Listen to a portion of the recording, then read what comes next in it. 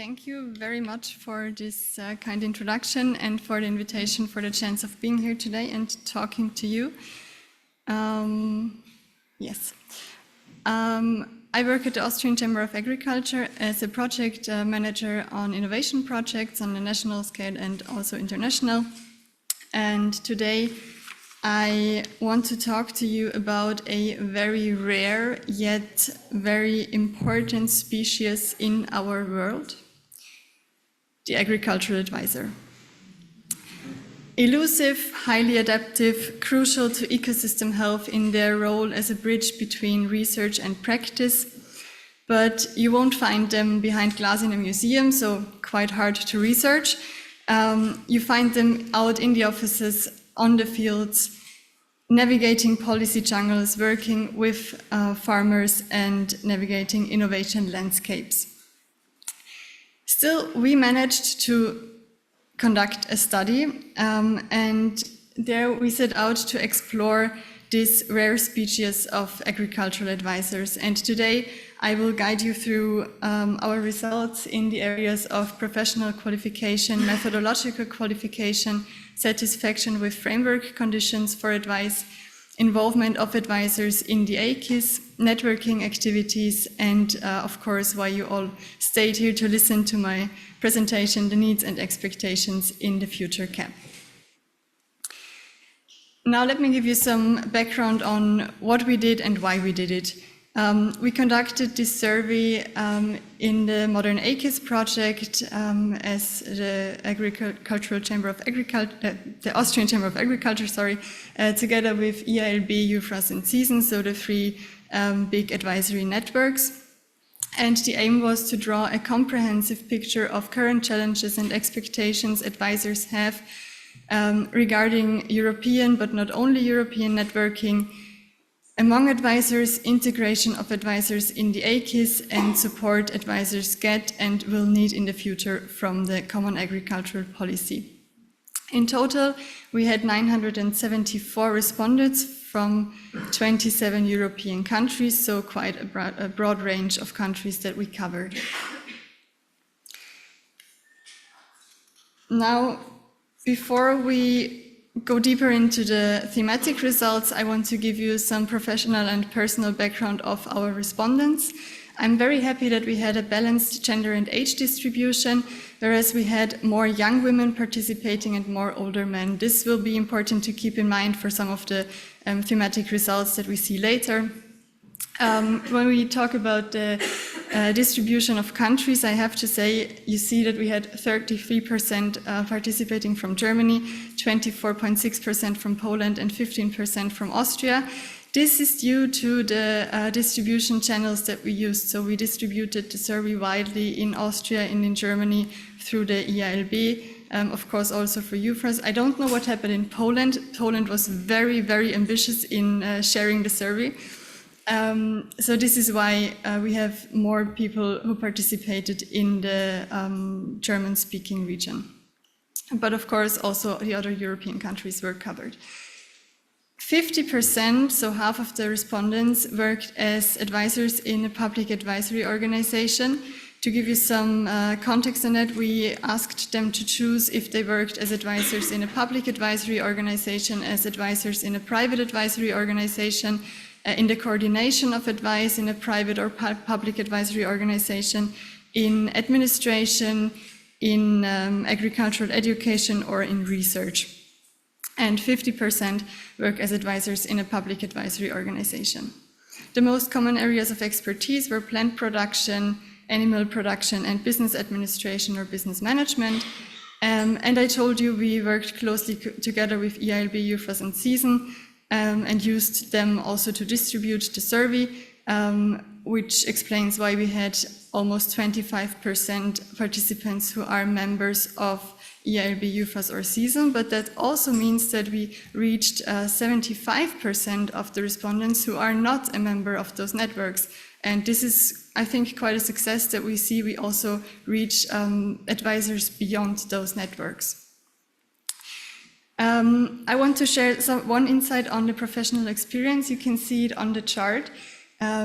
At the far right, we see there are 33% of respondents who said that they have more than 20 years of working experience in advice. And this suggests that agricultural advisors work relatively long in the field of agricultural advice in advisory services. And I think this is a very good sign.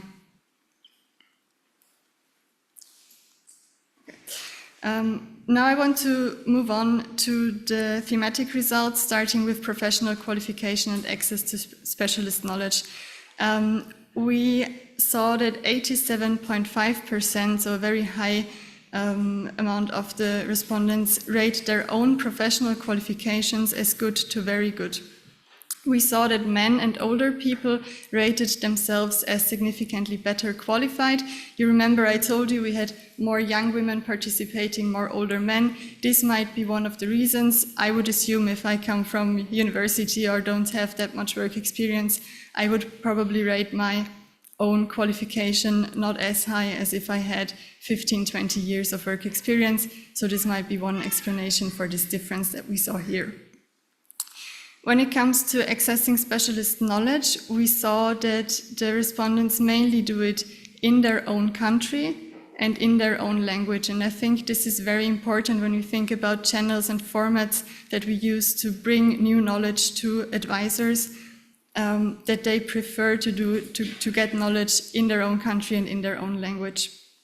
We will also come back to this later when we talk about networking. The biggest obstacles to accessing new knowledge is too little time, and I think this is not a surprise to anybody. We talked about less funding. We mentioned that the money gets less, less people have to do more, so there is increasingly less time to access new knowledge, to get training. The second biggest obstacle was not knowing what's available. And the third one was that there are no offers that meet the needs of the advisors. We did not look deeper into that. It would be very interesting to see what the needs are and why and how they are not met, but this might be something for future research.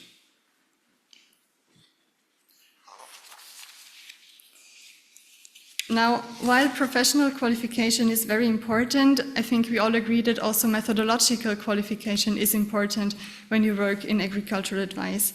And this is also what the respondents said. More than 90% of them rated having methodological and didactic skills and competences as important to very important for their work in advice. We saw that with increasing age, the rating as very important also got higher.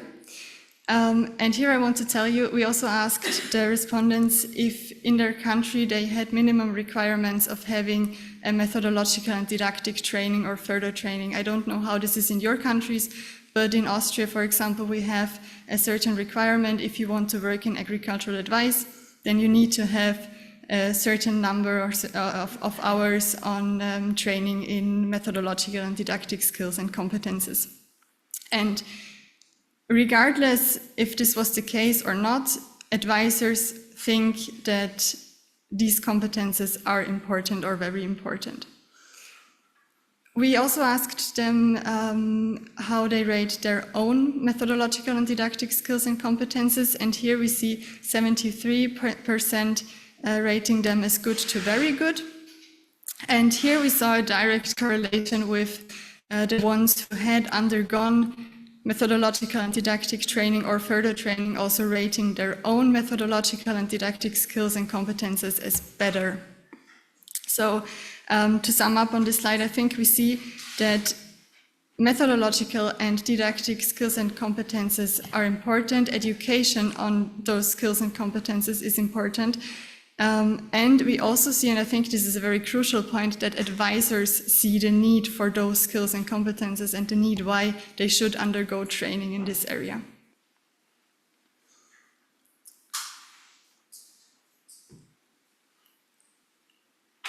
We also asked the respondents if they are satisfied or how satisfied they are with certain framework conditions for advice. And I only picked the ones with low satisfaction to show on the slide. Of course, there are also framework conditions that the advisors are satisfied with. For example, home office regulation. I'm not still in school, I don't know why I'm thinking about homework. Home office regulation, flexible working hours, IT equipment were factors where there was high satisfaction, but there are 4 factors that I want to share with you where the satisfaction was quite low, and you can see it on the chart with the very broad red lines, which is the time spent on documentation and administration. I will come back to that later. Digital customer management, digital specialist advice tools, and human resources. And I would like to connect to what Rui said earlier, that we need to do more with less resources. There's a reduction of available money, of funding, and we see those are areas that the CAP can directly influence by not cutting the funding, by maybe even providing more funding so that human resources can be, that there can be more human resources, there can be more specialist advice tools for more advisors. So this is definitely an area the CAP can influence.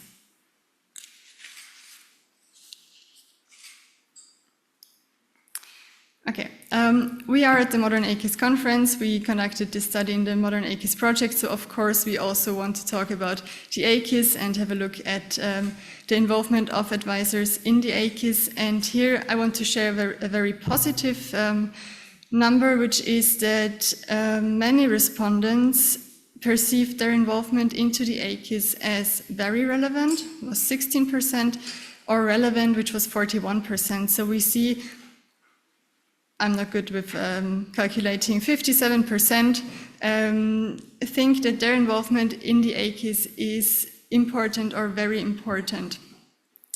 However, we also see that 19.5%, so 1/5, this is roughly 170, 180 people of our sample, do not see their involvement in the AKIS as relevant. And of course, we wanted to know why. Why do you think your involvement in the AKIS is not relevant? And I'm not asking you to do the math, just stay with me. Of those 19.5%, so of those 170 people, 72% said they do not feel their involvement into the AKIS is relevant because they don't know it. They don't know what the AKIS is. And I want to share a little anecdote with you, because when I started working at the Chamber of Agriculture last year, I got involved in international projects, and I knew what the AKIS was. Of course, I knew what the CAP was, so those are like acronyms that you use also in university. But then when I read proposals and documents and was in meetings, we talked about AUA, A-U-A. And I was super confused, because in Austria, when we talk about AUA, we talk about the Austrian airlines. And I was sitting there and I was reading those documents and following the meetings, and I was asking myself, why do we work with a flight company? Until at one point I noticed that AUA, when we talk about international projects, means the Agricultural University of Athens. And I think it's very symbolic for, us being in our bubble and talking about the AKIS and knowing what we mean and understanding the concept more or less. Some understand it differently than others, but we know what we're talking about. And many people don't know. And I think it's important to remember that it's not, just because it's clear to us, it's not clear to all advisors, and we still need some actions to bring those last 72% of 170 people in our sample in and get them involved, and do that by starting from where they are currently and what they understand, and maybe thinking about the need to take a different approach to bring the AKIS closer to them. So this is my first take-home message for you today. If you only take home 2 things from my presentation, this is the first one. Now, when it comes to AKIS activities, we saw that the respondents perceived them as important to very important for involvement in the AKIS. So networking between research advice and practice, access to research results, network meetings, cooperation with other actors are all important for involvement in the AKIS, and also digital platforms for knowledge exchange and networking. However, when we asked the respondents how they actually network and what they prefer for networking, they did not say that they used those digital networking platforms. They want networking on a regional level, with personal exchange, and at best also with professional relevance. And I think this is also important to keep in mind when we think about network activities. People don't have the time to travel that far, they don't want to travel far, they want networking in their own country, they want to have personal exchange. Okay, when we talk about the CAP, of course, we have to talk about funding. You remember that I told you 50% of the advisors work in a public advisory organization, so funding is very important. 64% of the participants in our survey said that they received funding, either regional, national, or through CAP funds, and they said that this is important for the quality of advisory services and also for the transportation of public goods issues. However, more than 44% of the respondents viewed funding as bureaucratic. And here, you remember I told you that the time spent on documentation and administration was with not that much satisfaction. And the respondents who are dissatisfied with the time that they have to spend on documentation and administration are also more likely to be the ones who view funding as bureaucratic. So it's also no surprise that they frequently requested a reduction of bureaucracy and also simplified requirements for funding.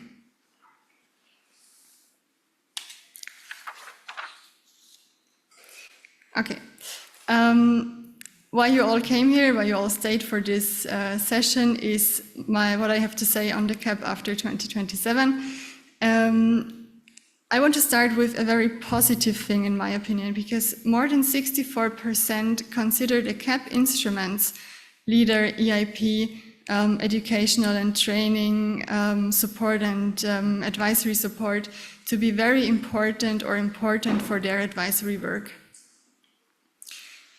When we asked what support they need from the CAP after 2027, the most frequent answers were a reduction of bureaucracy, reduction of administrative hurdles and documentation requirements, simplified requirements for support program, all with the goal to have more time for the work that they actually want to do, to be in their offices with farmers, to be out on the fields doing advice, so to have more time for actual advisory work.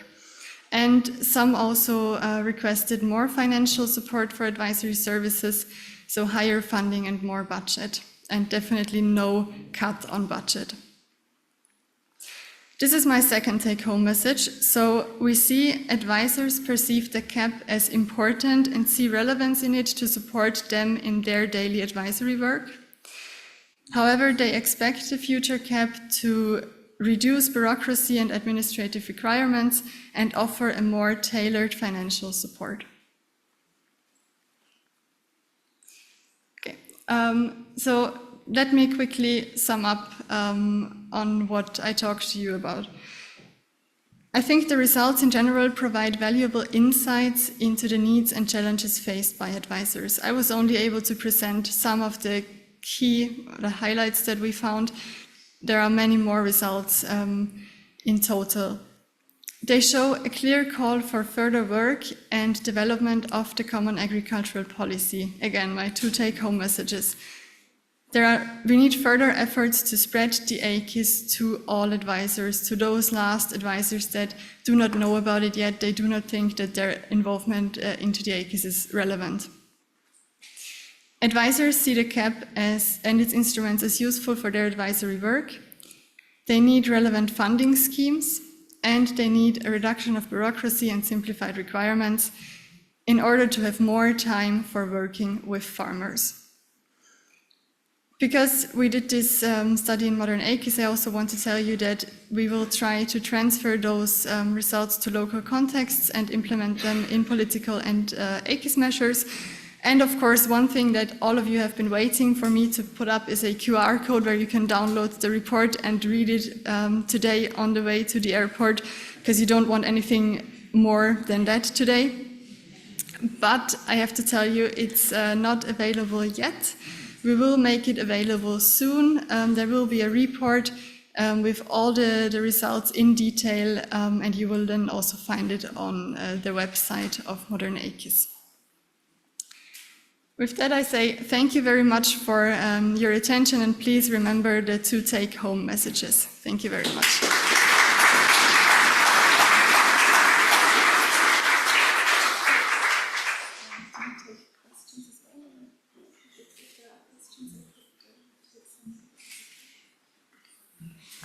So if there are questions, I'm happy to answer some now, or you can also approach me later and we can have a chat in the breaks.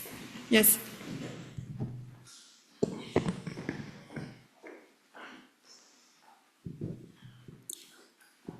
Thank you so much, Julia, and congratulations for the work done.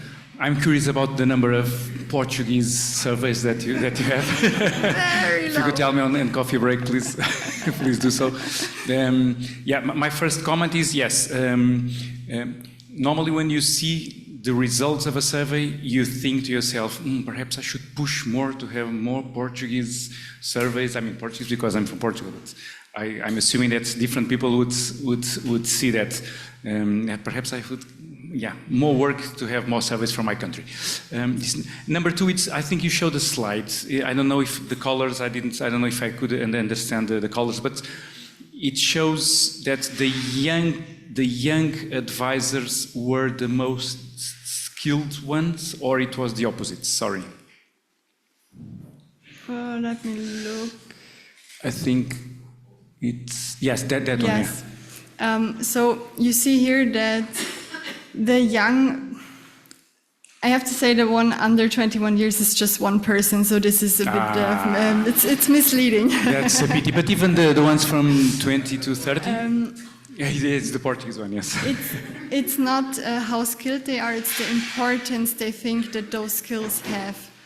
Those skills? Yes. They think okay. Yes, you see that it's approximately the same percentage for all ages, for all age groups who think that they are important or very, very important. Okay. And with increasing age, you see that the dark green one, so the one on the left, gets a bit bigger.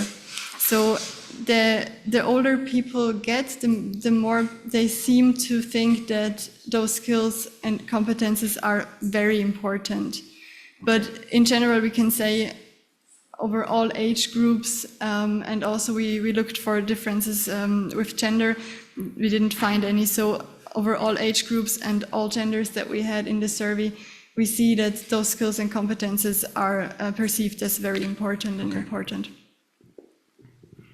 And maybe, because you said you want to have many participants from your own country, maybe also how we reached those people and how many people we reached from the individual countries tells us something about networking connections in those countries. So it might be food for thought for all of us. How can we reach more advisors in the individual countries?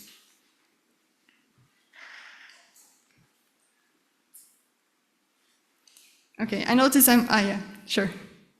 Do you have that slide per member state as well? The slide for which slide? Well, whether you can follow these. Do you have results per member state of your survey? No, I don't. What we did was, because we had a very high share of respondents from the German-speaking region, so Germany, Austria, and also Switzerland, we have done an analysis for the German-speaking region. But apart from that, we have not done it for individual countries. Still do it? Gonna do it? If time allows? I'm afraid I lack the time for doing it. would be interesting, I think. Yeah, definitely. Thanks. What we can, however, offer, because we have done this in a funded project, we can make the data, of course, available to everybody. Julia has also set up a very impressive analysis file. So individual analysis could be done separately. So the baseline and the mechanism is there. Somebody would just have to query the information for their own country. Yes. Okay. I think I'm the last person standing between you and your lunch, so thank you very much for the questions, and I'm also happy to discuss maybe later in the breaks or get your impressions on the results that I presented. Thank you very much.